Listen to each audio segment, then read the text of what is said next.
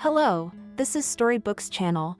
New videos are posted every day. Subscribe and click the bell. The apartment was abuzz with pre-wedding bustle. The happy bride put herself in the hands of her bridesmaids and watched in the mirror the last preparations before leaving for the wedding ceremony. "Nora, you are going to be the most beautiful bride." Helping to put on the dress, one of her friends spoke. "Such a gorgeous dress." Another remarked, "It must have cost a lot of money, right?" "Yes," blushing with pleasure, the bride replied. "Edward told me not to save money and to choose one I liked. I couldn't resist and bought this. It fits you perfectly. It looks like it was made especially for you. It really accentuates your figure. It makes you look like a queen. When I get married, I'll buy one just like it. The fit and the fabric are beautiful. You have great taste, Nora."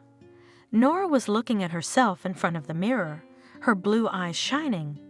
Her lush dark hair had been skillfully styled by the hairdresser's hand into an intricate style.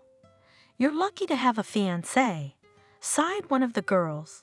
"And where do such men come from?" "One is an alcoholic, the other has money, but he's so stingy. He's lucky to have me." Nora laughed, pleased with the effect on her friends. "Please straighten the hem. There are some creases." "Oh, girls!" Suddenly she realized. "Give me the necklace quickly. I almost forgot it." "Ah!" Opening the box, admired her friends. "It's fabulous. Nora, it is wonderful and looks so beautiful on your neck. You could be on the cover of a fashion magazine right now. You and Edward will outshine all the other newlyweds today.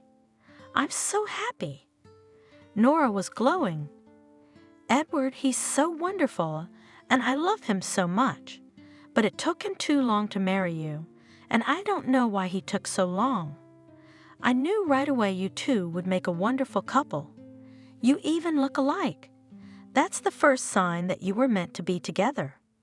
At least we've tested our feelings, and now there's no doubt that we're meant to be together. We have our whole lives ahead of us. In the matter of marriage, rush is not necessary, so that then do not regret, and do not run a year later in the institution of marriage, only already divorced." At that time the door opened and Margaret came into the room. "Mommy, look at me. How do I look?" Nora walked around the room, letting those around her admire herself. The girls were doing their best. "It's wonderful. How beautiful you are." The woman brushed away an unsolicited tear. "I can't believe you're getting married. It seems like only yesterday you were a baby, and today you're already a bride. How quickly you've grown up. It's pathetic." "Mom." The daughter came over and hugged her mother tenderly. "I love you very much. How father was happy for you." The woman sneezed. "He has already been with us for 2 years, and still in my head does not fit that I will never see him again." "I'm sorry, dear. I've upset you. I shouldn't have brought him up on a day like this. You've got a wonderful event coming up. Let's stop talking about sad things and enjoy it. Come on, Mommy. I miss my father very much. He's always in my heart." Nora confessed, "I miss him too. I know how hard it is to lose someone you've lived with all your life. He was a wonderful husband and father. Today he would take me to the wedding reception. Yes, we have raised a beautiful daughter. It's a shame he can't see that." Margaret smiled through her tears. "I'm proud of you, daughter. I also dream of grandchildren. You and Edward have already thought about children, haven't you? I hope I don't have to wait another 2 years for them." "Oh, wait." She looked at her daughter questioningly. "Where is Edward? Why isn't he here? We have to leave now. Call him quickly. Where is he? I hope he'll meet us at the wedding venue." "Edward?" Nora was glad to hear her fiancé's voice on the phone. "Edward, can you hear me? Where are you?" The girl angrily interrupted the conversation. She couldn't hear anything. There was some noise in the receiver. It sounded like cars passing by. That's good. The mother was nervous, punctual by nature. She hated those who were late. So we're on the road, no reason to panic. I hope she doesn't get stuck in traffic. Oh, come on, Mommy. He just got a little out of sync. The bride stood up for the groom. You know his work takes up a lot of his time. Something urgent may have delayed him, but he'll make it. What work? It's not what he has to think about right now. You're having a wedding, too. Margaret sighed. They didn't want to have a traditional wedding. With a bride price and contests for the groom, it would have been fun, and the mood would have been festive. You know what kind of wedding my father and I had? The whole yard was celebrating. Something to remember in my old age, but what did you do? My dear Mommy, Nora hugged her mother. It's not fashionable now, you know. People are all busy. They don't want to waste time on old-fashioned rituals. What's the point of all this? What's all this fancy? Mother shook her head reproachfully. Just meet at the marriage ceremony. You are now together for life. It's such an event. Don't be angry, dear. We are not 18 years old. We're adults, modern people. Why do we need these contests, posters, shouting? You also advised me to put a doll on the hood. It's the 21st century. Suddenly, there was an audacious knock on the door.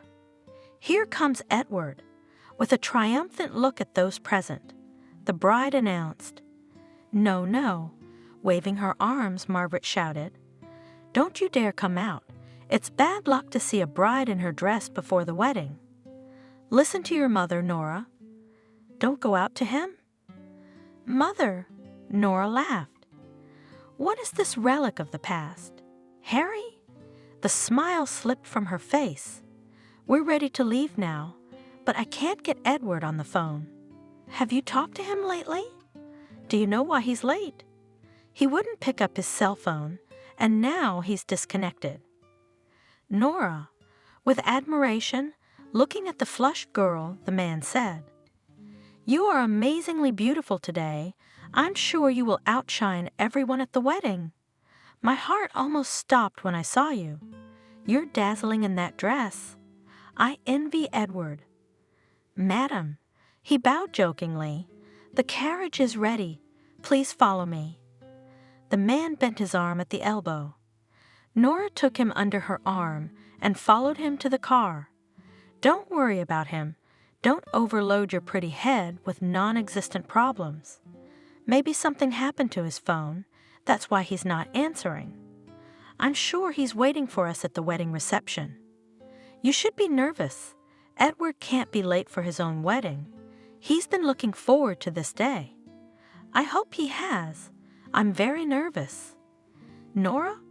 Suddenly one of the girls shrieked. The bouquet! We almost forgot the bouquet. No.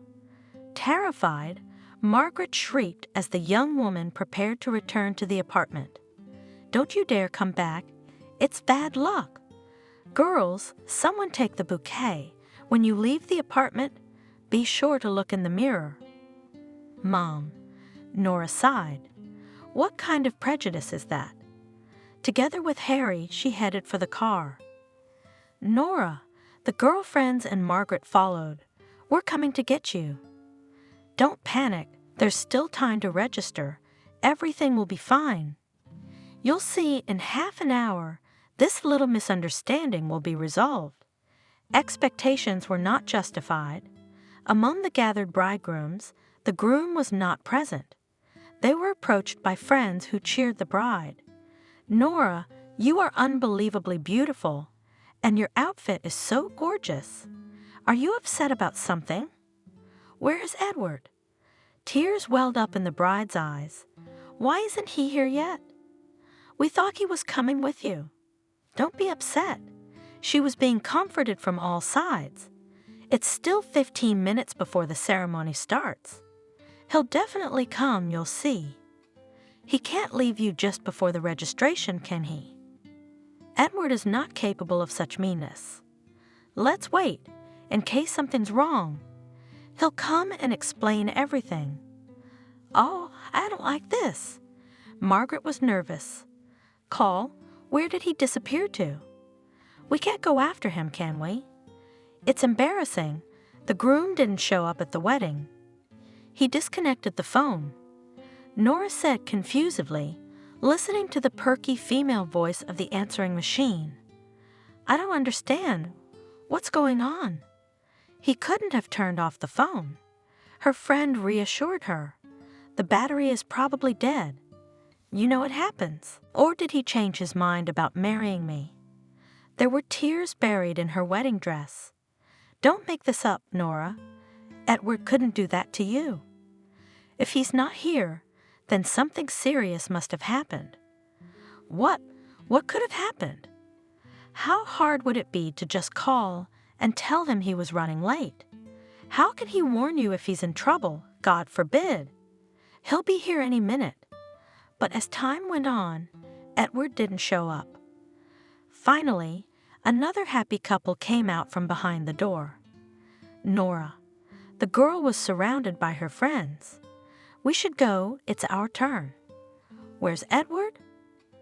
What happened? When was the last time he called you? How could he? That doesn't sound like Edward. You two didn't have a fight the night before. He couldn't just not come to his own wedding, could he?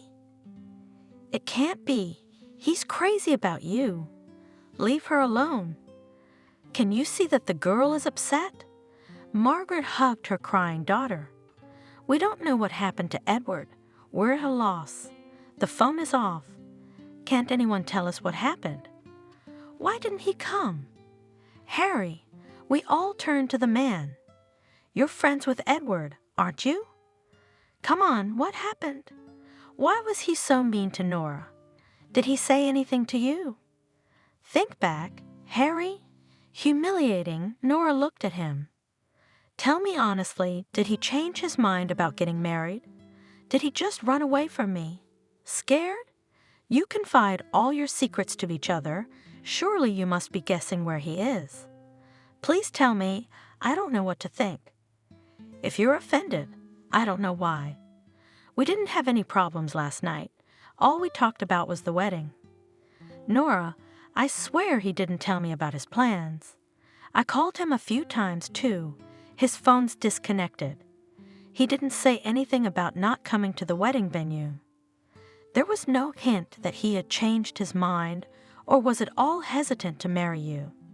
We saw him yesterday afternoon, and he was content and happy, looking forward to the wedding. He said he loved you very much and wished he'd proposed sooner. I can't think why he's still not here. Yes, then where is he? Why isn't he standing here with me? Why do I have to blush in front of the guests? I didn't push him to get married. He asked me to marry him. And now it turns out he didn't need it at all. If he so easily didn't come, and the most offensive thing is that he did it without explanation. What a position he's put me in, and on my wedding day. I don't recognize Edward, or do I not know him well? Nora, calm down. Margaret stroked her daughter's shoulder. Things happen in life. A guy gets nervous, he backslides, who doesn't? It shouldn't have happened to me, Mom, you know? We're not children to be afraid of responsibility. If you changed your mind, why don't you just tell me honestly? Why don't you just show up like that? That's mean. That's low. I don't deserve to be treated like this. Nora, Harry was frantically thinking of what to do, what to say to calm the offended bride. I'm sure Edward will be able to explain everything. We just have to wait for him. We'll all calm down and be patient. Tell me, the girl attacked Harry. What do we do now? How long do we wait? It's clear he's not coming. He left me at the doorstep of the marriage institution. How can I bear the shame? Now everyone's going to point fingers. You abandoned girl. I wonder what he's doing. While I'm standing here like a fool waiting for him. And tomorrow the whole firm will laugh at me when I show up at work. Pull yourself together, please. Let's be logical. He couldn't have left you. It's as clear as day. I think something happened to him. Shit. Edward was nervous. I'm so screwed. How could such a stupid situation happen to me? He stretched his hand up, hoping that a miracle would happen and the phone would catch the network so he could call Nora and explain. You'd have to get stuck in an elevator on the day of your own wedding. Can you imagine what's happening to Nora?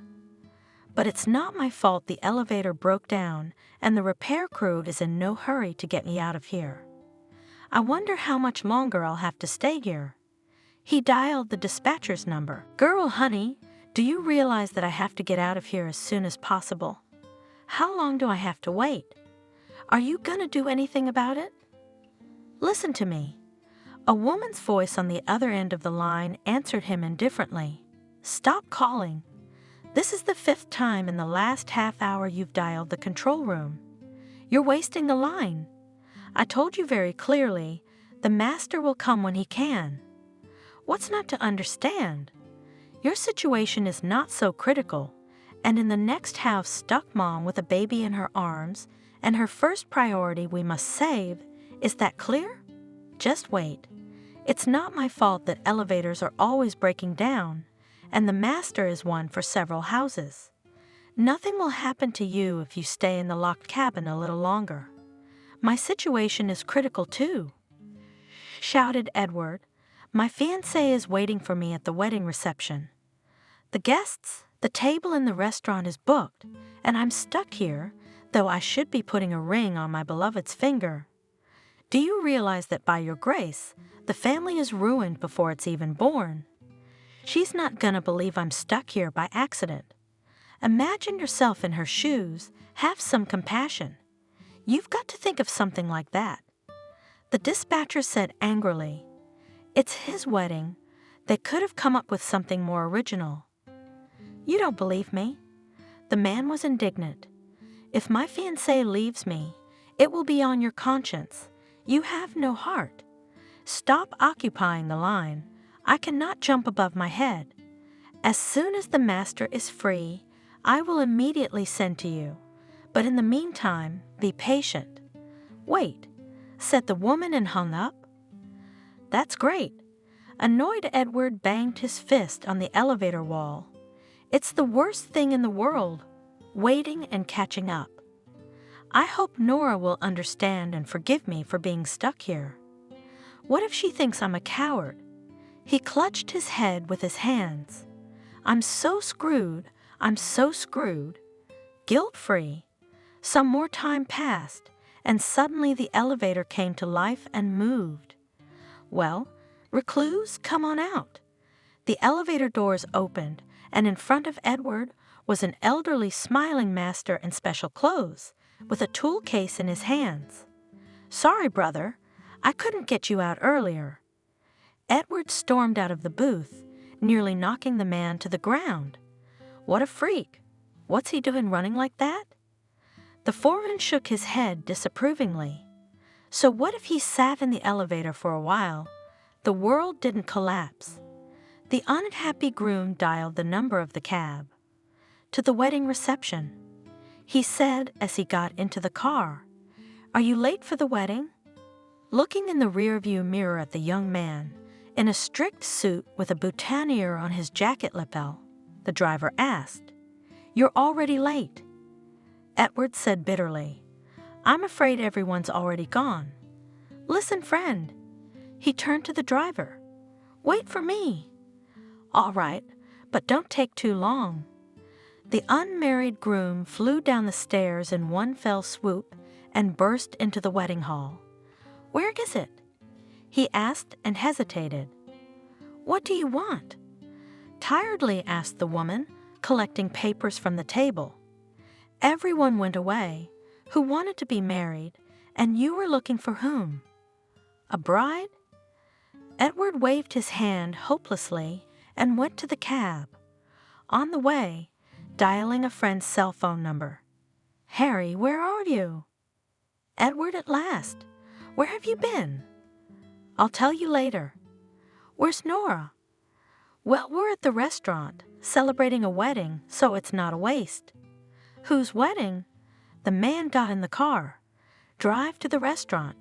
He told the driver and gave the address. When the man entered the hall, the guests immediately quieted down in anticipation, looked at each other, whispered, discussing the appearance of the long-awaited groom. Nora? A friend touched the young woman's arm. Edward is here. Oh my God! Nora splashed her hands. Look who's here! Edward, you're just in time as always, and we've been waiting for you. Daughter, her mother warned her. Stop, don't make a scene. First find out why he was late. Let him explain. I hope he has something to say for himself. What's the matter, Mommy? Why do I need a scandal? Why spoil the party? Come in, Edward. You'll be a guest at our wedding. What are you talking about? The groom is worried. What do you mean, your wedding? What is it? I'm getting married. Congratulations, I got married just like I wanted. How could you get married if I wasn't here? That's exactly why. Nora came right up to Edward. I finally got married, with you as a bride. I'd have had to wait until I retired, and I was tired of waiting for you. Wait a minute. Nora squinted angrily. Let me see, how many times have we postponed our wedding? 3 times, because Edward wanted us to, and he always had a very convincing reason to say no, and now he's finally decided to make me happy. Everything seemed ready for the long-awaited event. The bride circled the hall. The guests are invited. The wedding is scheduled. The restaurant is booked, and suddenly interferes with his majesty of chance. The groom did not show up at his own wedding. Ay, what a nuisance. The bride is weeping. The guests are perplexed. What scandal? Wait. Edward tried to stop her, grabbed her by the arms, turned her around. I can explain everything. There was a funny situation. I got stuck in the elevator. Honestly, I can even bring a certificate from the dispatcher. It's a completely stupid story, like in the joke. And I don't want to hear it. Nora broke free of her ex-fiance's grip. You think it's funny? Let's laugh together. We have a party, guests are here. Tables are booked. We can't waste the good. Friends, she addressed the crowd, who froze, not knowing what to do in such a situation. Let's help ourselves. Everything is paid for. Smile. Toastmaster, invite guests to the table. I want to drink. Why don't we postpone the wedding? Edward tried to stop Nora from going wild. I swear, this is definitely the last time. There's no need to reschedule. I got married. And conveniently, I didn't even have to change anything, just the groom's name. To whom? Edward stared at her, dumbfounded. To your best friend, Harry. So the wedding took place, Edward, but without you. As you can see, there are no irreplaceables. What are you talking about? How could you marry him if you were going to marry me? Are you talking out of spite to me now? I understand, and I'm not even offended. What right do you have to take offense at me? I didn't leave you, you left me. I didn't dump you, Nora. I love you. In despair, Edward didn't know what other words to use to convince his fiancée that it wasn't his fault. I've decided I've had enough, and I've married Harry. Darling? She took the man under her arm, pressed herself against him. Tell my ex-fiancé we married you? So this isn't a joke? Boiling Edward.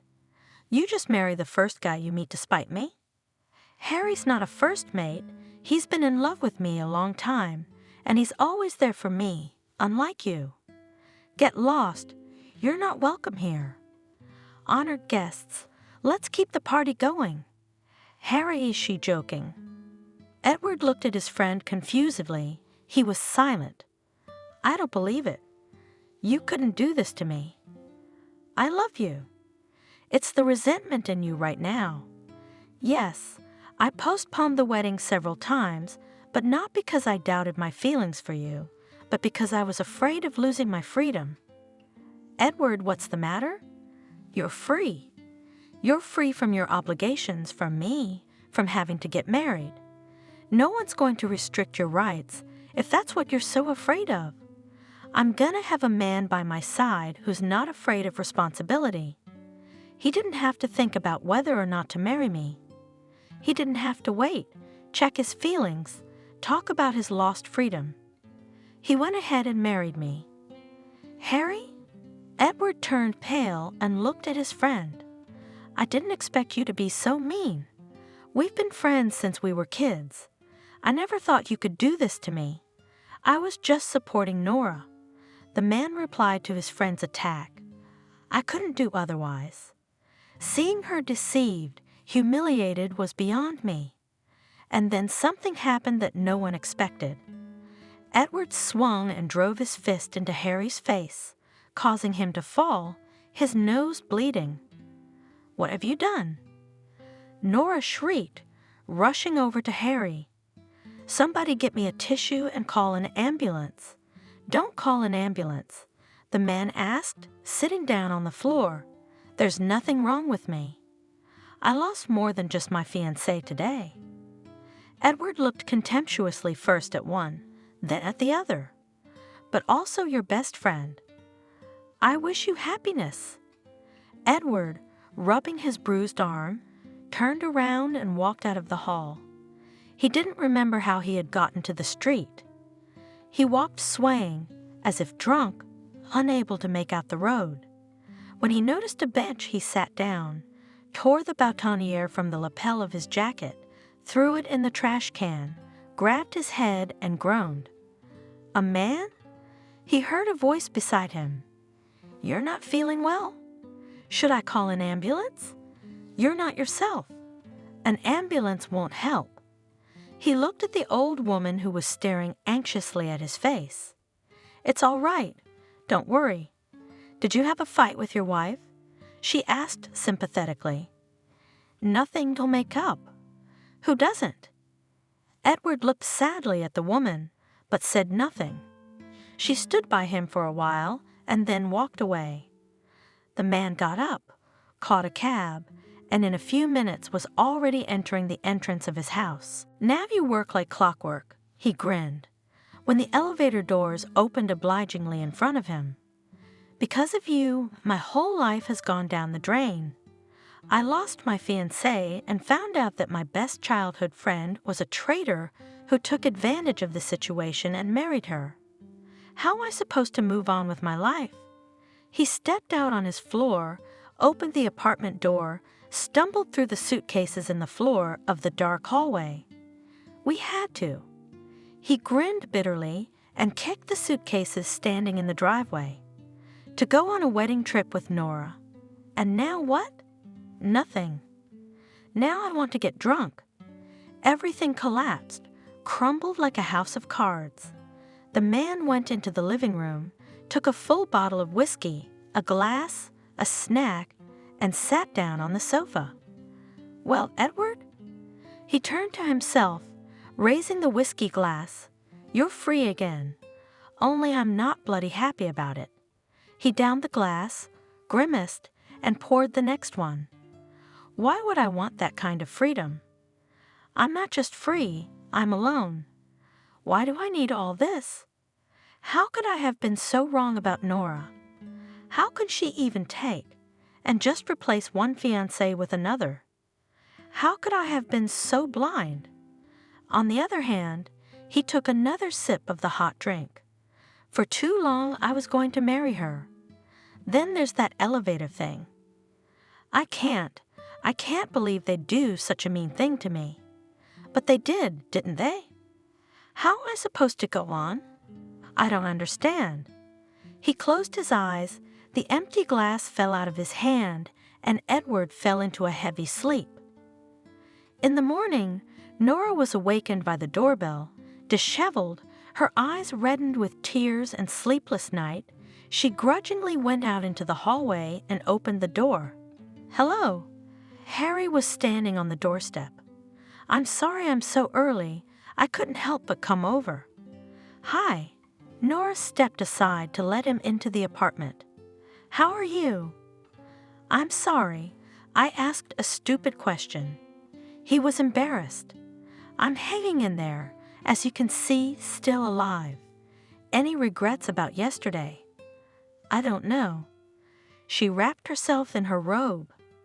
"I just wanted to check up on him." I was expecting him to make a scene, to yell, to be indignant, but he believed that I could cheat on him. You saw, he hardly ever swore. Do you understand? He had no doubt in his mind that it was true.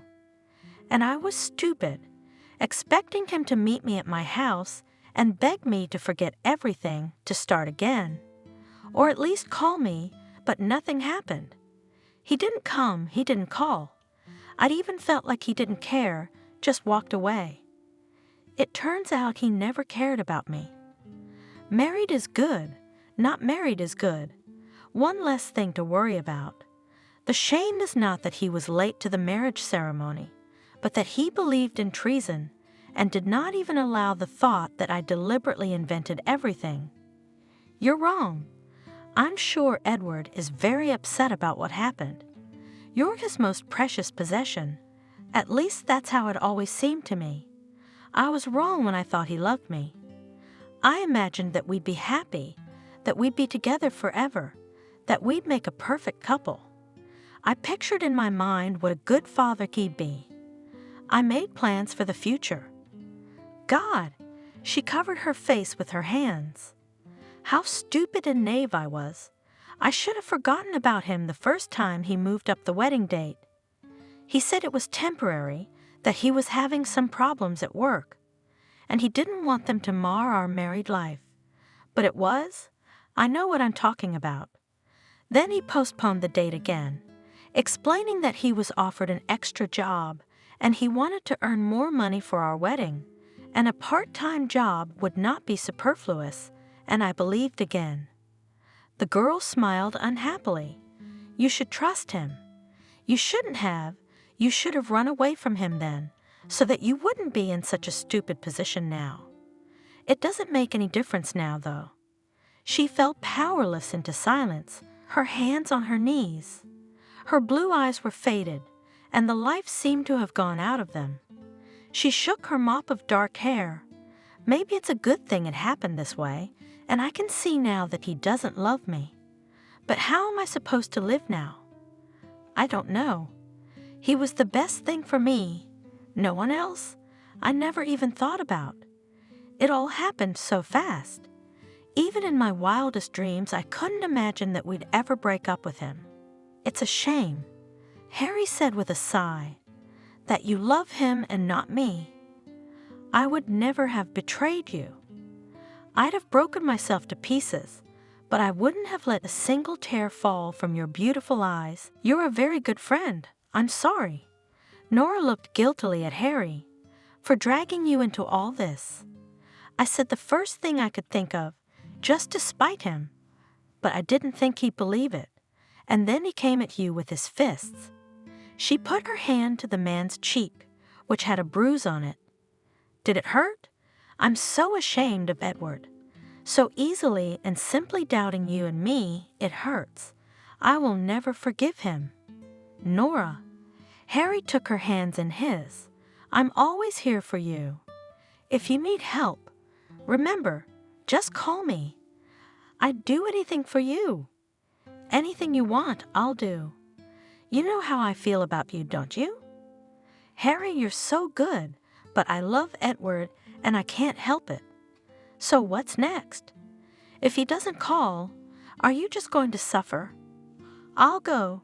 She stood up resolutely. I'll talk to him quietly, explain everything.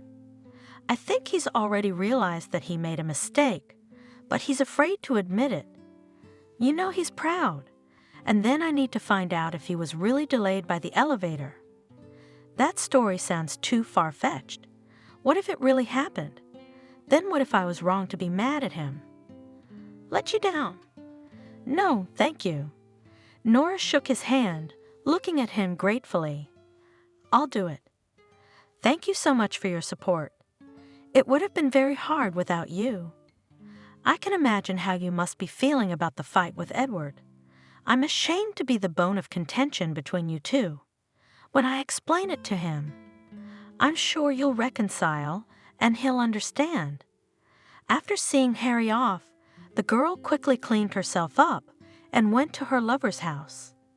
She imagined that they would laugh about the accident, hug, Edward would kiss her, and everything would be like it was before. Nora firmly pressed the call button and was answered by silence. Strange, she said thoughtfully. It doesn't open. Where could he have gone? Maybe he went to the store. I'll try calling. She dialed the man's number. No answer? Why? Doesn't want to talk? The girl still stood under the doors and then returned home. There her mother was already waiting for her. Daughter, where have you been? I'm exhausted. Why don't you answer the phone? I turned off the sound. I don't want to talk to anyone. Sorry, even to you, I wanted to be alone. Nora went into the living room without undressing and sank down tiredly on the sofa. Mom, he's not home. He's not answering my calls. What am I going to do? I feel so bad. Did you go to Edward? My mother was surprised. Don't you have any pride left? I did. I wanted to tell him everything, but I kissed the closed door and came back with nothing. Well, what did you want? After news like that, any man's gonna lose his temper. It's all right. He'll pout and come back. I didn't think my innocent deception would go this far. I didn't even think he'd believe it. He should have realized that you can't change from one groom to another in a few minutes before registration. He must have been so angry with you that he lost his judgment. He was jealous of Harry, especially since he added fuel to the fire with his declaration of love for you. I didn't even realize he was secretly in love with you, always keeping a low profile with Edward. I don't know what to do. Nora was desperate. I love Edward. I don't need anyone but him, and he won't even try to talk to me after everything. How do I get him back? How do I make him listen? Mommy? She rushed to her mother, hugged her. I don't want to live without him. Oh, daughter, I'm not a good counselor. If he loves you, he'll come back. Or maybe it was just an excuse to finally let you realize that for him, bachelor life is better than marital duties. There's a kind of man who's not cut out for married life. I don't believe that. This isn't about Edward. Time will tell, but in the meantime, try to calm down. Look at what happened as a test of your feelings, and let him come to his senses. You need a break from each other, and then you'll get together and talk about it. Figure out who's right and who's wrong. How am I going to get to work? The girl cried. You'll have to see him every day. I don't know how. Should I quit? You'll get over it. God put up with it. Smart people will understand and sympathize, but fools talk, and forget. And then maybe things will get better for you. A week later, Nora returned to work. She slowly approached the office. Her heart was racing. As soon as she entered the office, the firm's chief gossip girl immediately flew in. You're a very good friend. I'm sorry. Nora looked guiltily at Harry. For dragging you into all this. I said the first thing I could think of, just to spite him. But I didn't think he'd believe it. And then he came at you with his fists. She put her hand to the man's cheek, which had a bruise on it. Did it hurt? I'm so ashamed of Edward. So easily and simply doubting you and me, it hurts. I will never forgive him. Nora, Harry took her hands in his. I'm always here for you. If you need help, remember, just call me. I'd do anything for you. Anything you want, I'll do. You know how I feel about you, don't you? Harry, you're so good, but I love Edward and I can't help it. So what's next? If he doesn't call, are you just going to suffer? I'll go. She stood up resolutely. I'll talk to him quietly, explain everything. I think he's already realized that he made a mistake, but he's afraid to admit it. You know he's proud. And then I need to find out if he was really delayed by the elevator. That story sounds too far-fetched. What if it really happened? Then what if I was wrong to be mad at him? Let you down? No, thank you. Nora shook his hand, looking at him gratefully. I'll do it.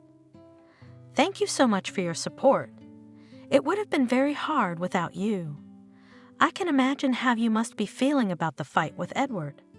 I'm ashamed to be the bone of contention between you two. When I explain it to him, I'm sure you'll reconcile and he'll understand. After seeing Harry off, the girl quickly cleaned herself up and went to her lover's house. She imagined that they would laugh about the accident, hug, Edward would kiss her, and everything would be like it was before. Nora firmly pressed the call button and was answered by silence. Strange, she said thoughtfully. It doesn't open. Where could he have gone? Maybe he went to the store. I'll try calling. She dialed the man's number. No answer. Why? Doesn't want to talk? The girl still stood under the doors and then returned home. There her mother was already waiting for her. Daughter, where have you been? I'm exhausted. Why don't you answer the phone? I turned off the sound. I don't want to talk to anyone. Sorry, even to you. I wanted to be alone. Nora went into the living room without undressing and sank down tiredly on the sofa. Mom, he's not home. He's not answering my calls. What am I going to do? I feel so bad. Did you go to Edward? My mother was surprised. Don't you have any pride left? I did. I wanted to tell him everything, but I kissed the closed door and came back with nothing. Well, what did you want? After news like that, any man's gonna lose his temper. It's all right, he'll pout and come back. I didn't think my innocent deception would go this far. I didn't even think he'd believe it. He should have realized that you can't change from one groom to another in a few minutes before registration. He must have been so angry with you that he lost his judgment. He was jealous of Harry, especially since he added fuel to the fire with his declaration of love for you. I didn't even realize he was secretly in love with you, always keeping a low profile with Edward. I don't know what to do. Nora was desperate. I love Edward. I don't need anyone but him, and he won't even try to talk to me after everything. How do I get him back? How do I make him listen? Mommy? She rushed to her mother, hugged her. I don't want to live without him. Oh, daughter, I'm not a good counselor. If he loves you, he'll come back. Or maybe it was just an excuse to finally let you realize that for him, bachelor life is better than marital duties. There's a kind of man who's not cut out for married life. I don't believe that. This isn't about Edward. Time will tell, but in the meantime, try to calm down. Look at what happened as a test of your feelings, and let him come to his senses. You need a break from each other, and then you'll get together and talk about it. Figure out who's right and who's wrong. How am I going to get to work? The girl cried. You'll have to see him every day. I don't know how. Should I quit? You'll get over it. God put up with it. Smart people will understand and sympathize, but fools talk, and forget. And then, maybe things will get better for you. A week later, Nora returned to work. She slowly approached the office. Her heart was racing. As soon as she entered the office, the firm's chief gossip girl immediately flew in. Nora, Wendy looked at her curiously. When I found out that your fiancé left you, Right before the marriage ceremony, I almost went crazy. How could he do that to you?" She looked at the girl with sympathy. "Poor girl. I probably would have died of grief. But I didn't want to die sorry. I was just speaking figuratively, no offense. I can imagine how you must be feeling right now. What happened? Why did he do that to you? We've had the whole office buzzing for a week, and we were supposed to celebrate your wedding today. How pathetic is that? Tell me, why didn't the wedding happen? I'm dying of curiosity. Did you find out he's seeing someone else?" "Yes, Edward and I didn't get married, but don't sensationalize the news." "Why not?" "Why didn't we?" "Because he was late for the wedding." "What do you mean he was late?" The woman was stunned. "Does that happen?" "As you can see, it does. He was late through no fault of his own. He was on his way to the wedding venue, but he got stuck in the elevator." "Really? What a number!"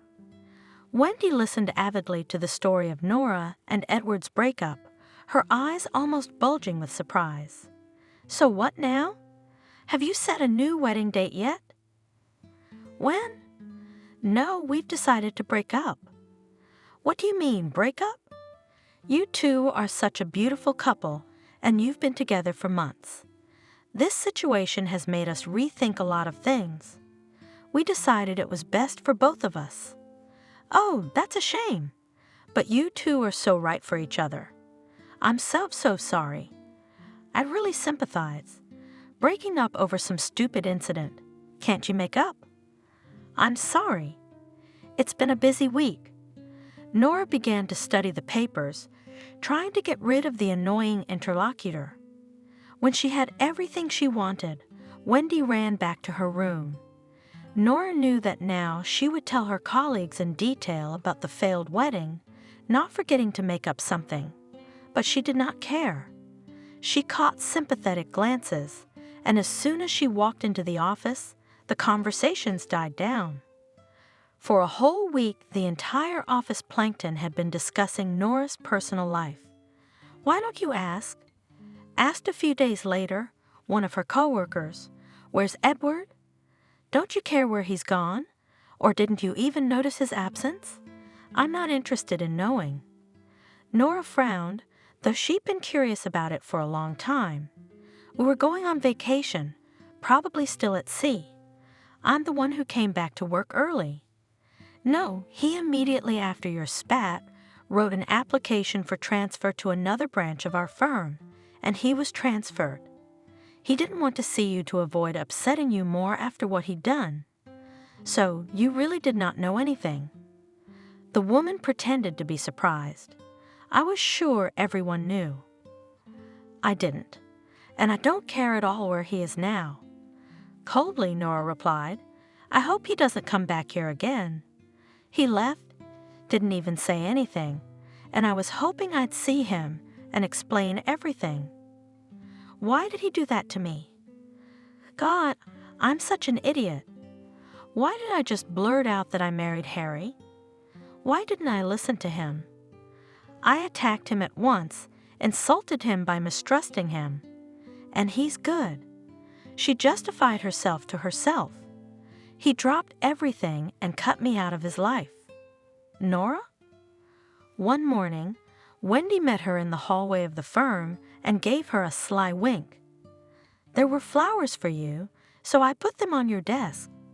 Such an attentive man, and what a gorgeous bouquet." "Flowers?" The woman rejoiced, her heart snapped with happiness. "It's Edward. He changed his mind and came back." As if on wings, she ran to the office, grabbed the bouquet, pressed it to her chest, buried her nose in the flowers, savoring the fragrance. Then she opened the card and almost cried. "Dear Nora," she read, "I can't bear to see you suffer. I invite you to dinner at the restaurant tonight. Harry, did you like my present?" She heard behind her and flinched in surprise. "Yes, thank you." Wiping away tears, Nora answered, turning to the man. She smiled, though she wanted to weep at the top of her voice. "The flowers are beautiful." "It's my pleasure, but it wasn't worth the expense. Do you accept my invitation?" The man asked insistently, not listening to any objections. "Harry," the woman hesitated. "I'm not in the mood for restaurants, you must understand. I don't feel like going out at all, and after work I have to go home right away. All urgent matters can be postponed for later." "I don't take no for an answer," the man said decisively. "Edward's gone. You can't stay locked up for the rest of your life. You need to relax a little, take your mind off things. You've had enough of being cooped up like a nun. Let's go out, it's no obligation, just a friendly dinner. I won't ask for anything in return. Can I afford to take a beautiful woman to a restaurant? I guess you're right." After some thought, she agreed. "Let's go out because I'm going to go crazy with worry." "That's great." Harry was happy. "Then I'll meet you in the parking lot right after work. I'm glad you said yes. I wanted to do something nice for you." He took her to the most expensive restaurant in town. "I've never been here before." "Robia," Nora remarked, looking around at the fancy furnishings. "Nora." Harry spoke softly, helping her to a seat at the table. His eyes glittered feverishly. His eyes were filled with desire. "I'd do anything for you, and the restaurant is just a little thing, just a good time." "Thank you. I appreciate your concern, but I shouldn't have spent so much." She was uncomfortable with the man's insistent stare. "Everything here is too expensive. I don't feel comfortable." "It's nothing. I should have told you a long time ago, but I didn't dare for fear of hurting you." "What do you mean?" Nora looked at him in bewilderment. "But I can't keep quiet anymore either. It's pathetic to watch you suffer because you've broken up with Edward, and he's not worth your little finger. Haven't you forgotten how he treated you? I'll never forgive him for that." "How can you say that? Edward is your friend. After all, we're all entitled to make mistakes. I'm wrong too. Yes, he's my friend, but I care about you too. So it's my duty to tell you the truth. I can't keep silent any longer, knowing that you've been deceived all this time. I feel like an accomplice because I didn't say anything to you, because I didn't say anything. I don't know what you mean." Nora got a chill inside. "I'm afraid you won't like what I'm about to say." Harry paused for a moment, then continued. "Edward has another woman, and she's expecting a child with him. He's been hesitant to tell you, so he's been holding off on the wedding. The elevator was just an excuse to finally break up with you for good. You know he left right away, right? He left with that woman. But they're probably already married because the baby's due soon. Edward, cheating though he was, couldn't leave the baby without a last name. That's why he disappeared so quickly." "No," with tears in her eyes, Nora whispered. "He couldn't do this to me." "I don't believe you. I would have known, felt that he had another. Are you saying this so I won't be so hurt by his betrayal? But you're making it worse.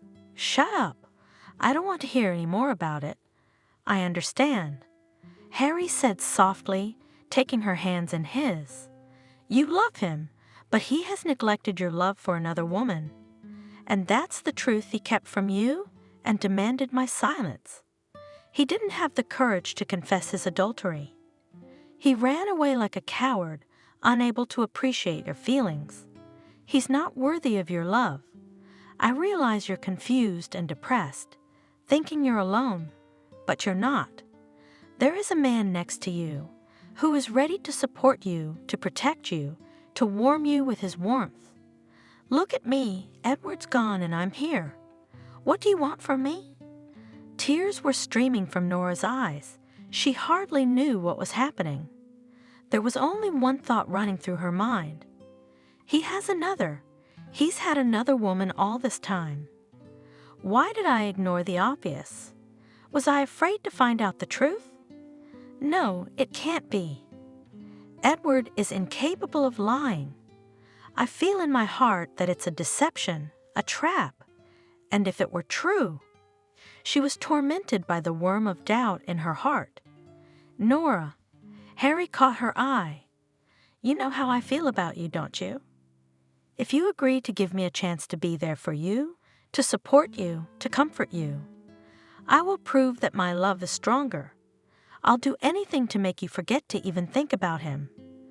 But I don't love you, frankly confessed the young woman. And I don't think I'll ever love you the way I love Edward. Why do you need me? It doesn't matter. Harry hurried on, noticing the change in her eyes. First surprise, then doubt.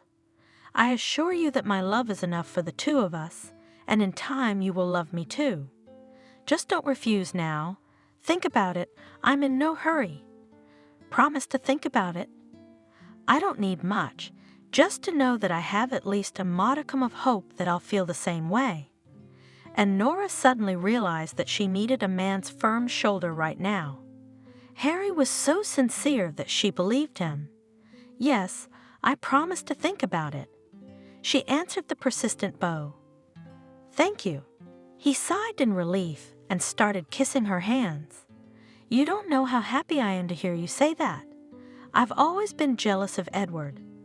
Even in my mind, I was afraid to think of you in any other way than as my best friend's fiancé. And now I am free to look at you with tenderness, with love, and no one can stop me from doing so. You are my goddess. I am ready to pray to you. Nora blushed at such words. Harry, you're rushing things. Yes, I am. Because I've lost a lot of time envying other people's happiness, but now I won't miss the opportunity to make you mine. Harry wooed her beautifully. Nora had heard the office gossip about her and Harry's relationship more than once. Look at her. No sooner had the trail of one suitor gone cold than another appeared. She's not the least bit embarrassed to accept his advances. Some people are lucky. You don't know how to get one, but she has 2 suitors at once. What do they see in her? No skin, no face. Don't tell me she's beautiful, stylish. What's wrong with me? What's wrong with me? Maybe she knows some kind of spell for men. Let's ask her. Happy. Harry puts flowers on her table every morning, takes her to restaurants. But I don't think she's very happy about it. She's still pining for Edward. No, Harry's as good a groom as Edward. Nora was uncomfortable with such talk, but she tried to ignore it. There was indeed a bouquet of flowers waiting for her every morning. Why, Harry, why? It's such a waste of money. Don't. It makes me uncomfortable in front of my coworkers. I like it. It's fun, he told her. To please the woman I love, and I don't care about the people around me. You're giving food to the gossip mongers. So what? Let them envy you, but tonight we're going to the theater. He put the tickets in front of her. Harry. Nora shook her hands. It's been 100 years since I've been to the theater. Thank you. I knew you'd like it. The best reward for me is seeing the smile on your face. I'm happy I can take your mind off your sad thoughts for a while. I'm very grateful to you. Nora was embarrassed when, at times like this, Harry tried to hug her and kiss her. She wanted to be more affectionate with him, but something kept stopping her, and in the evenings, alone, she cried into her pillow and remembered Edward's kisses, which gave her goosebumps, as if she were in his arms. Harry had been paying attention not only to Nora, but to her mother as well. What a man! She admired Harry when he once again presented her with a small gift and flowers. Attentive, caring, and he loves you, you can tell. What more do you want? What do you want? That's the kind of man every woman dreams of. Is one better than the other? What do you see in Edward? Where is he now? No one knows. Never heard from, never seen. Vanished, as if he never existed, and Harry's always there. If he proposes, don't you dare refuse. There's no such thing as a man on the prowl. Mama, I don't love him. How can you marry without love? You'd be fooling him and yourself, and then you'd suffer all your life.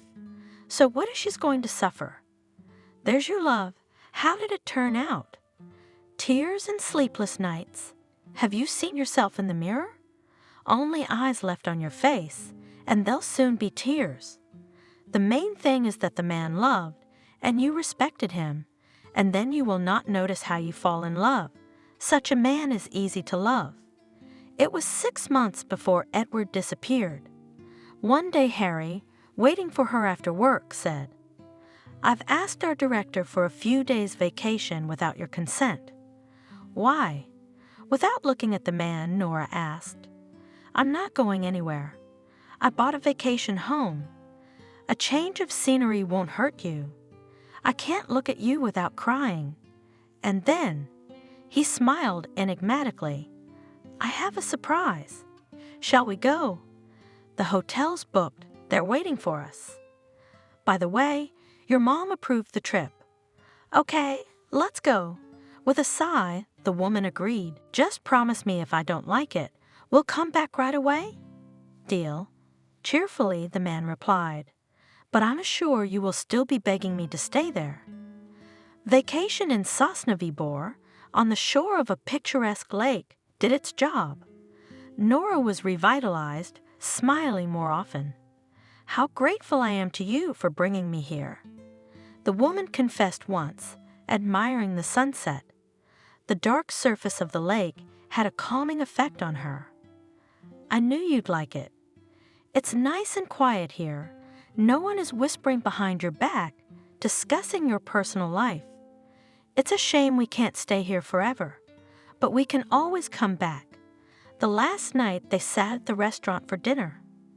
"Nora, do you know how I feel about you? I've waited a long time for this moment, and now I've made up my mind." He took a velvet box out of his jacket pocket, opened it, and said solemnly, "Marry me. I promise you will never regret that you said yes to me. I love you very much, and I hope one day you'll say those words to me too. Why aren't you saying anything? Do you agree?" "Yes," Nora answered decisively. "I agree to marry you." Harry rejoiced. He put a small diamond ring on her finger. "My beloved." Holding her hands in his and looking at her admiringly, said the satisfied groom, "We have many beautiful days ahead of us without cloudy family happiness. You don't realize what a gift you have given me by accepting my proposal." Nora didn't feel particularly happy about the upcoming wedding. "I'll try to love him in time," she consoled herself. Mama was right. It's a win-win situation. Who else would I wait for? And Harry, here he is, kind, gentle, tender, affectionate. What about Edward? It's a pain in my heart. He's with someone else. I must forget him, erase him from my memory. Nora and Harry had been married for almost a year. He was madly in love with her, trying to win the young woman's affection. He gave her gifts, took her on weekend trips, bought her a car. Alas, Nora did not reciprocate. "I don't see any joy on your face." Her mother was so impressed with her. "Harry would go to pieces to get any sign of attention from you, and you can't get enough. What do you want? Why do you torture him?" "Mom, I don't know why I married him. I don't feel anything for him. It's been a year, and we're like strangers. I think we made an irreparable mistake getting married. He played on my loneliness after I broke up with Edward. I didn't realize what I was doing, and I don't know how to fix it now." "What? Are you crazy? Is this how you respond to his concern? Is it hard for you to be nicer to him? He's a good man, and he deserves your attention. He wants kids. So give him a child. Then the stupid thoughts will go out of your head. You're the one who's doing nothing. When you have a baby, You won't have time to think about silly things. Children bring us closer together. How can I have a child with a man I don't love? Do you want him to be miserable like his parents? No, I'd rather be alone. What are you making up? The mother was indignant. You're ungrateful. I don't know how Harry still puts up with you. If I were him, I'd have dropped everything and run away. Mother, how can you talk to me like that? I was hoping you'd be supportive. You're my daughter, but I can't bear to see you both suffer. And it's all your fault. Do you know how many families live without passion for each other? And they have babies. Did you and Dad ever really love each other? We're different. Mother was embarrassed. So do I, Mommy. I want to wake up and fall asleep in the arms of a desirable man and not shudder at his every touch. I think I'm gonna go. She immediately got ready and went outside. It was a beautiful spring day. Nora wandered aimlessly through the city, remembering the unpleasant conversation with her mother. Nora? Suddenly she heard a familiar voice and shuddered in surprise. Hello. Edward? Hello. I didn't expect to see you here. I heard you'd gone away. I did, but now I'm back, and I'm very glad to see you. He looked at her carefully, his eyes shining with happiness. How are you living? I'm fine, and you? Can I congratulate you? On what? Perplexed stared at her former fiancé. What did you have, a boy or a girl? What are you talking about? I don't understand you. Harry said you were supposed to have a baby. Edward stared at her, frozen with amazement, and he gradually began to understand her words. I don't know why he thought I was supposed to have a baby, but I think we should talk to you. Don't you think? Yes, you're probably right. The young woman agreed. I'd like to get some answers to some questions. There is a great cafe nearby. I suggest we go there and have a cup of coffee to our chance meeting. In silence, they reached the cafe and ordered. You've lost weight, Pale. Edward noticed. Tell me, how did you know I had a child? When you disappeared without telling me, Harry said you'd gone off with the mother of your child. That all this wedding stuff was just an excuse to get rid of me. What are you talking about? Edward was indignant. I was madly in love with you. Yes, I was afraid of losing my freedom, but that's the fear of a bachelor. I couldn't imagine life without you. How could you even think that about me? Why would I deceive you? I never had any other woman. I only wanted you. And yet, you immediately believed that I changed my fiancé at the marriage ceremony. So you didn't trust me. Jealousy blinded me. I realized later that I was wrong. I realized I had wronged you undeservedly, but I couldn't get over my pride. I was hurt when you refused to believe the elevator story. So we both overreacted? That's what it turns out. I was really sorry I left so soon. I wanted to come back, but I found out you were married. I never would have married if I hadn't known you had another woman. Harry assured me you'd been with her a long time, and then told me you were having a baby. This news completely threw me off balance. I had no reason not to believe him. I was confused, I was all alone, and the resentment I felt for you all blurred. So what do you mean, Harry lied to me? Of course he did. Why would I want some mythical woman? I didn't want to live without you. I was just angry that you chose my friend over me. Anger and jealousy are bad counselors. I chose to run away instead. I realized it too late. I should have trusted you. And you. But Harry assured me so convincingly that you had another woman a long time ago. Why would I want another woman? Edward asked quietly, taking Nora's hands in his. I still love you. She felt goosebumps run up and down her body at the man's touch. She'd never felt anything like it when Harry touched her. We've wasted so much time speculating about each other and haven't taken the time to sit down and talk. Say, begging, looking at her, Edward asked, "Can you ever forgive me? This year has been like a dream. I've been very unhappy without you. Don't you have any love left in your heart for me? I thought I had fallen out of love with you because you cheated, but now I realize I still can't live without you. Everything between Harry and me was a terrible mistake." "Darling," exclaimed the joyful Edward. The cafe patrons looked at him perplexedly. "You can't imagine how much I've missed you. I don't want to let you go. I want to kiss you, caress you. Why don't we run away from here? Get a hotel room. Let's do it." "Goodbye," laughed Nora. "I missed you too. It's a shame we lost a whole year because of stupid grudges, but we can make up for it." Edward looked tenderly at the young woman and could not get enough of her. He caressed every feature of her face with his gaze. "Waiter!" Keeping his eyes on his beloved, he called out to the young man, "Bring the bill." They left the cafe, holding hands, got into a cab, and went to the nearest hotel. There they took a room, turned off their cell phones, and began to enjoy each other's intimacy. Margaret. Entering his mother-in-law's apartment, Harry asked her from the doorstep, "Do you know where Nora is? I can't get through to her. She's turned her cell phone off for some reason. She should have been back by now. I hope nothing's happened.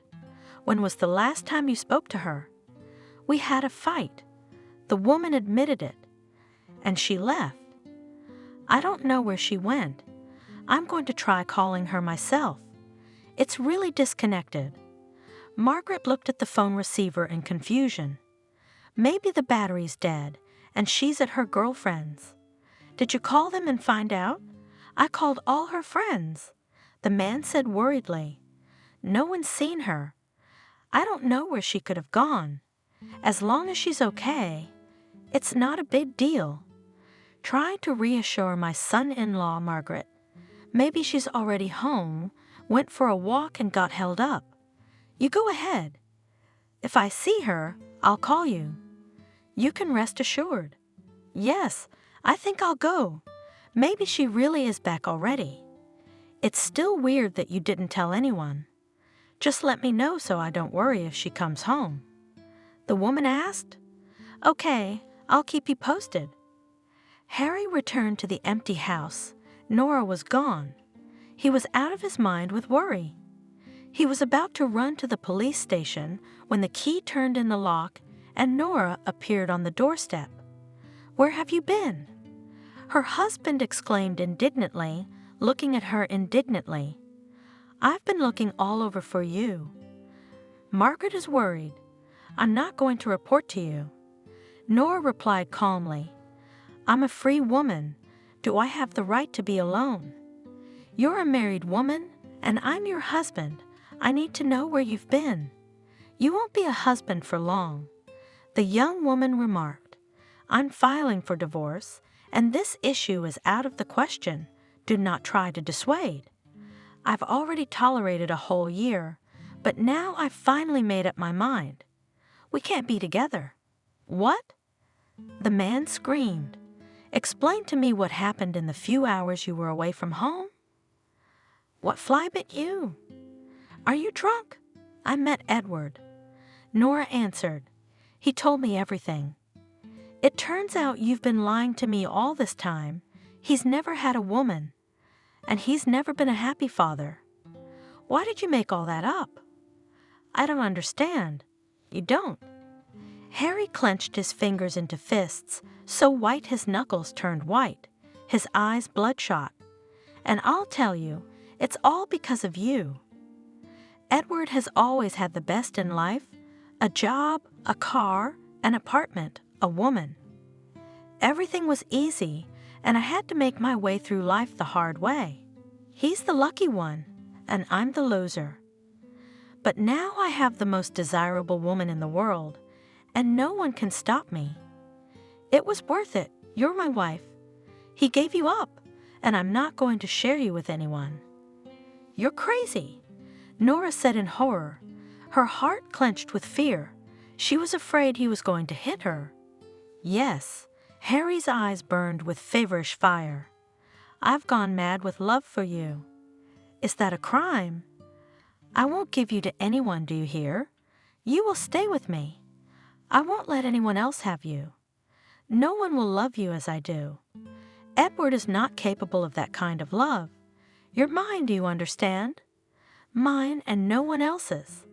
I will destroy anyone who gets in my way.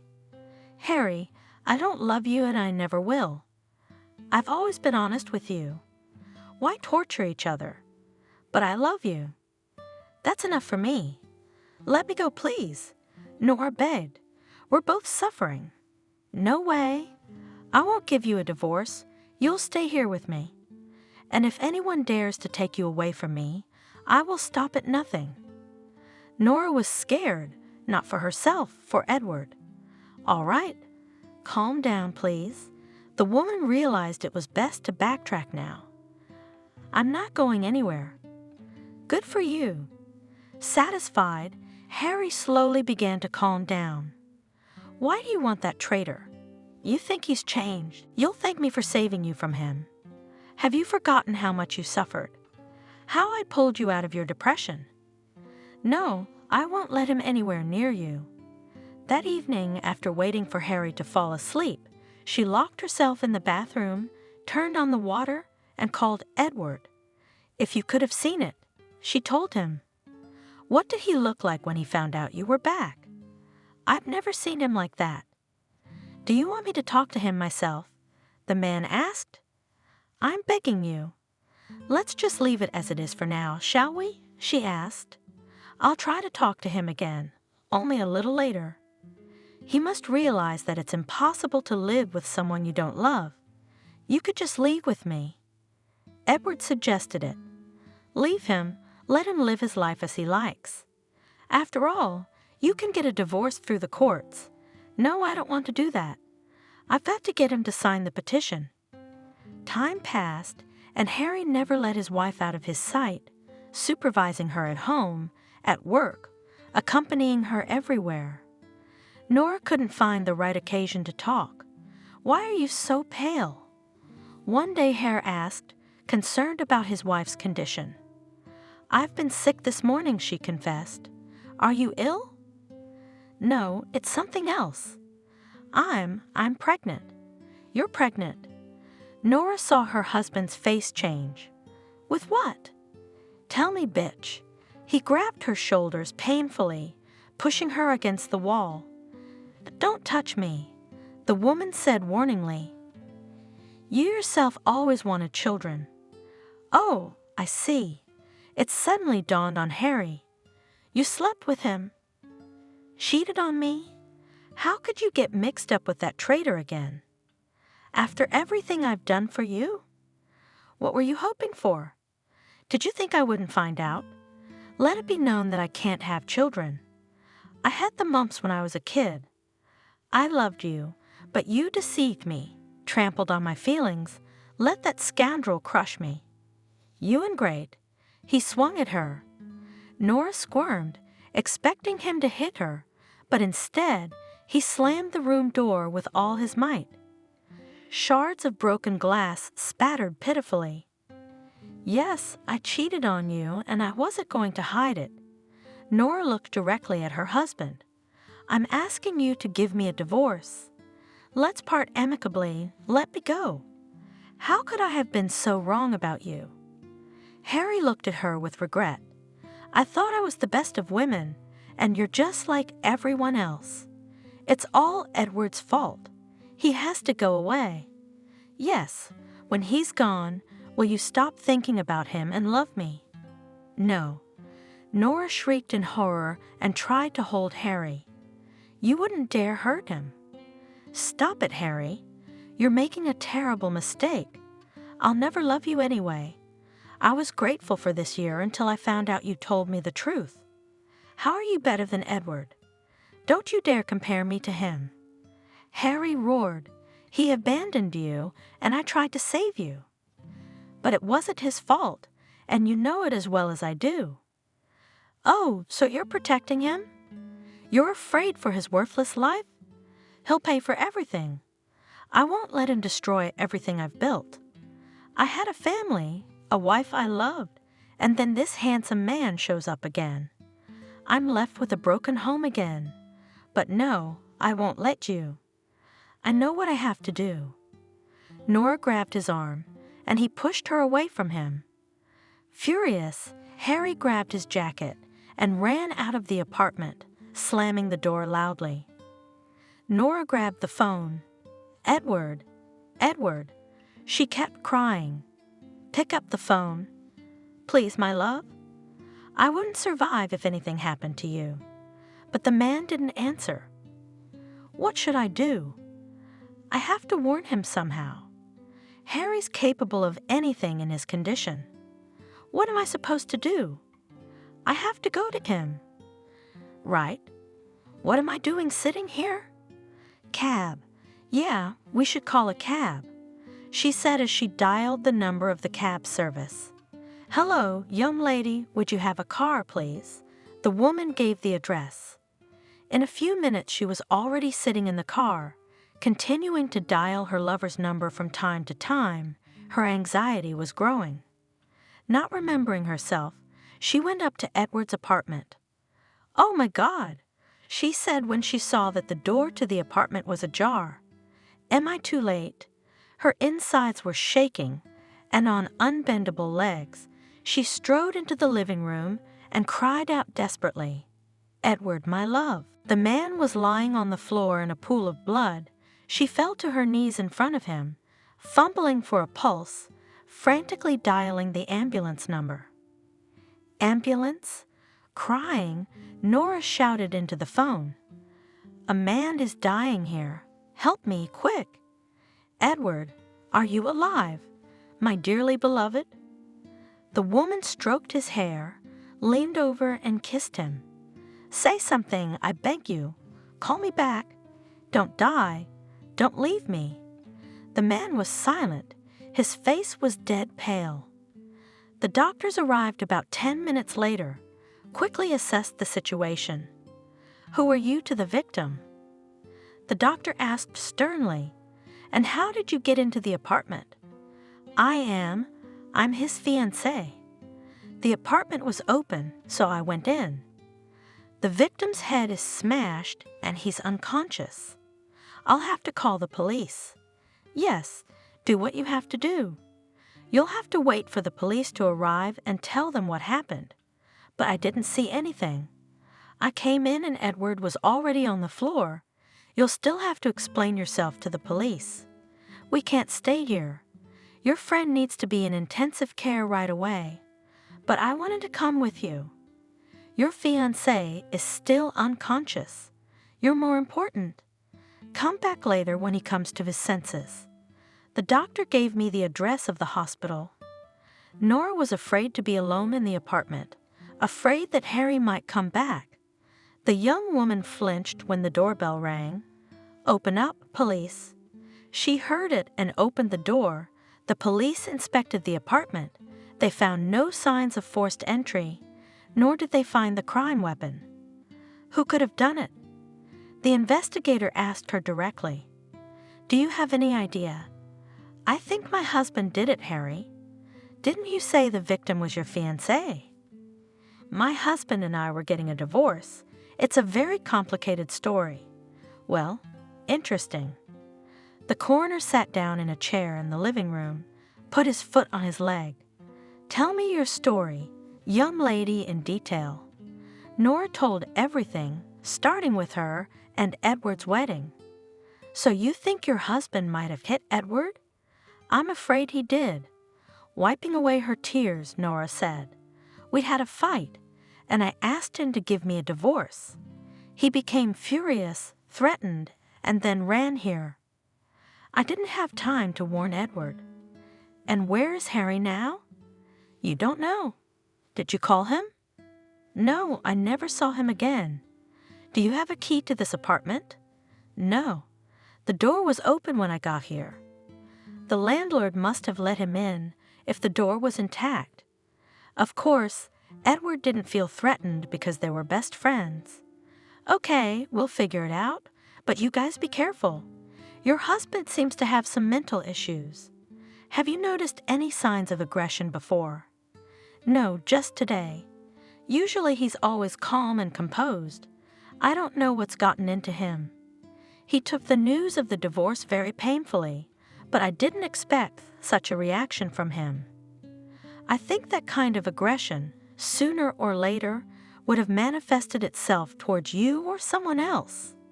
It happens that a person behaves like a perfectly healthy person, but one day a trigger goes off and he can no longer control himself. Apparently, that trigger was the news of the divorce, so you'd better find somewhere to stay until we find Harry. I'm afraid you might be in danger too." "No." The woman said, "He won't touch me. He loves me too much. I wouldn't be so sure." The man shook his head doubtfully. The investigator left. Nora closed the apartment and drove to the hospital. "You can't see him." A nurse tried to stop her. "He's in intensive care. They won't let anyone in." "Leave your number. We'll let you know when the patient comes to." "Please, I'm begging you. Will you let me stay with him?" "I'll be quiet. I won't interfere. I want him to see me first when he opens his eyes. I can nurse him." "All right." The girl's given up. "Just put on a robe. Make sure you wear a mask, cap, and booties. This is an intensive care unit, and be quiet, or I'll get a beating from the doctor. If he shows up, disappear as soon as I tell you." "Okay. Okay, thank you. I'd do anything to stay close to the one I love." Nora sat in the room next to Edward and cried. "It's all my fault," she thought. "Why? Why did I agree to marry Harry? I didn't love him. I knew I didn't love him. I knew I'd never love him. I let myself be deceived. Fool. All I want is Edward. My darling," she whispered, kissing his hand. "Just wake up, please. I love you so much. We're going to live happily ever after, and we'll never part again. I won't let you go anywhere, and I'll trust only you. My darling, my only one." Nora spent the whole night by Edward's side. In the morning, she fell into a restless sleep, dozing in her chair and holding Edward's hand tightly. She woke up every now and then during the night to see if he was awake. Tired, she laid her head in her arms on the edge of the bed and fell into sleep. When she woke up to someone stroking her hair, the woman lifted her head, shook it, shaking off the remnants of sleep, and straightened up. Edward was looking at her, smiling. "Are you awake?" She breathed out, tears of joy showing in her eyes. "How are you feeling?" "Not bad, just a headache and thirsty. I'll get the doctor right away." Nora jumped up, ran out into the corridor. "Nurse, tell the doctor Edward's awake." "Wait a minute, I'll give you something to drink." She quickly poured a glass of water and handed it to him. "How frightened I was when I found you on the floor in a pool of blood. How did I end up here?" "I don't remember much." He tried to get up. "Lie down, you can't move." The woman stopped him. "The doctor will be here in a minute. You'll have to get out of here." A nurse entered the room, looked at the patient. "Go home, you need to rest. The doctor will examine him, prescribe treatment, and come back in the evening. I think he'll be able to talk to you by then. Don't miss him." Nora leaned over Edward, kissed him. "I'll be right back. I promise not to be long." The woman walked out of the hospital and wondered, "Where will I go? If Harry is still in custody, it's not safe to go home. To my mother's, but that would mean putting her in danger too. Harry could meet me at her house. Go to Edward's? I don't think Harry will be looking for me there. I've got the keys with me. That's right. It's probably the safest place." As the young woman pondered, the phone rang. Nora, hello. It's the investigator. The man gave his last name. We have your husband in custody. You have nothing to fear. We have him in custody, and he's already confessing. Could you come to the investigative committee? You'll thank me for saving you from him. Have you forgotten how much you suffered? How I pulled you out of your depression? No, I won't let him anywhere near you. That evening, after waiting for Harry to fall asleep, she locked herself in the bathroom, turned on the water, and called Edward. If you could have seen it, she told him. What did he look like when he found out you were back? I've never seen him like that. Do you want me to talk to him myself? The man asked. I'm begging you. Let's just leave it as it is for now, shall we? She asked. I'll try to talk to him again, only a little later. He must realize that it's impossible to live with someone you don't love. You could just leave with me. Edward suggested it. Leave him, let him live his life as he likes. After all, you can get a divorce through the courts. No, I don't want to do that. I've got to get him to sign the petition.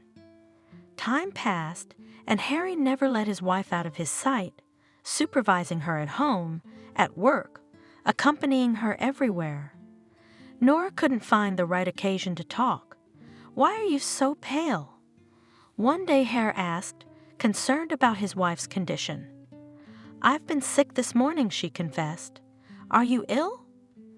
No, it's something else. I'm pregnant. You're pregnant. Nora saw her husband's face change. With what? Tell me, bitch. He grabbed her shoulders painfully, pushing her against the wall. Don't touch me, the woman said warningly.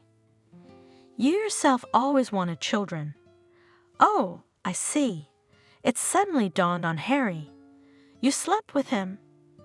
Cheated on me? How could you get mixed up with that traitor again? After everything I've done for you? What were you hoping for? Did you think I wouldn't find out? Let it be known that I can't have children. I had the mumps when I was a kid. I loved you, but you deceived me, trampled on my feelings, let that scoundrel crush me. You and Great. He swung at her. Nora squirmed, expecting him to hit her, but instead, he slammed the room door with all his might. Shards of broken glass spattered pitifully. Yes, I cheated on you, and I wasn't going to hide it. Nora looked directly at her husband. I'm asking you to give me a divorce. Let's part amicably. Let me go. How could I have been so wrong about you? Harry looked at her with regret. I thought I was the best of women, and you're just like everyone else. It's all Edward's fault. He has to go away. Yes, when he's gone, will you stop thinking about him and love me? No. Nora shrieked in horror and tried to hold Harry. You wouldn't dare hurt him. Stop it, Harry. You're making a terrible mistake. I'll never love you anyway. I was grateful for this year until I found out you told me the truth. How are you better than Edward? Don't you dare compare me to him. Harry roared. He abandoned you, and I tried to save you.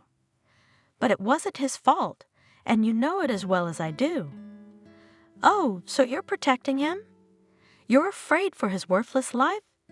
He'll pay for everything. I won't let him destroy everything I've built. I had a family, a wife I loved, and then this handsome man shows up again. I'm left with a broken home again. But no, I won't let you. I know what I have to do. Nora grabbed his arm, and he pushed her away from him.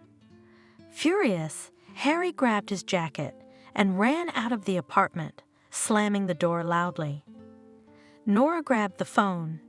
Edward, Edward. She kept crying. Pick up the phone. Please, my love. I wouldn't survive if anything happened to you. But the man didn't answer. What should I do? I have to warn him somehow. Harry's capable of anything in his condition. What am I supposed to do? I have to go to him. Right. What am I doing sitting here? Cab. Yeah, we should call a cab, she said as she dialed the number of the cab service. Hello, young lady, would you have a car, please? The woman gave the address. In a few minutes, she was already sitting in the car, continuing to dial her lover's number from time to time. Her anxiety was growing. Not remembering herself, she went up to Edward's apartment. Oh my God, she said when she saw that the door to the apartment was ajar. Am I too late? Her insides were shaking, and on unbendable legs, she strode into the living room and cried out desperately, Edward, my love,